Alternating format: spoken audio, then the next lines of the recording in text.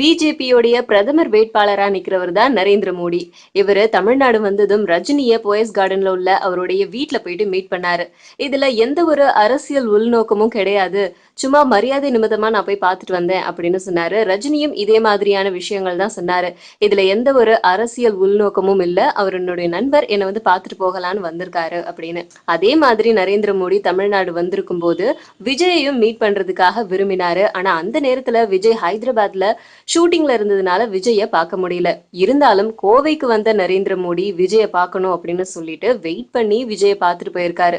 இது மூலமா விஜய் என்ன சொல்றாரு அப்படின்னா, நரேந்திர மோடி இந்தியாவுல எல்லாராலையும் மதிக்கத்தக்க தலைவர்ல ஒருத்தவர்.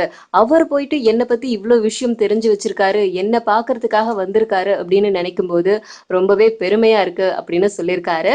அது மட்டும் இல்லாம நரேந்திர மோடி விஜய பார்த்ததும் சந்தோஷத்துல அவரை கட்டி பிடிச்சி முத்தெல்லாம் கொடுத்தாராம். அவருடைய 21 வருஷ சினிமா வாழ்க்கையை பத்தியும் டிஸ்கஸ் பண்ணாராம். ஸோ இதெல்லாம் கேட்கும்போது விஜய்க்கு ரொம்பவே வந்து ஹாப்பியா இருந்ததாம்.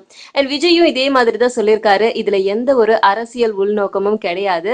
மரியாதை நிமித்தமா தான் அவர் என்ன பார்க்க வந்திருக்காரு. அவருக்கு என்ன ரொம்ப பிடிக்குமாம். அதனாலதான் முதல்ல அவர் என்ன பார்க்க வந்திருக்காரு. சென்னை வரும்போது என்ன பார்க்க முடியாம போயிடுச்சு அவரால. அதுக்கு நான் ரொம்ப வருத்தப்படுறேன். ஏன்னா அந்த நேரத்துல நான் ஹைதராபாத்ல ஷூட்டிங்ல இருந்தேன். பட் இப்ப இவரை மீட் பண்ணதுல நான் ரொம்ப ஹாப்பியா இருக்கேன் அப்படின்னு சொல்லியிருக்காரு. அண்ட் வார்த்தைக்கு வார்த்தை இதுல எந்த ஒரு அரசியல் உள்நோக்கமும் இல்லை அப்படிங்கிறத விஜய் ரொம்ப ஸ்ட்ராங்கா சொல்லியிருக்காரு.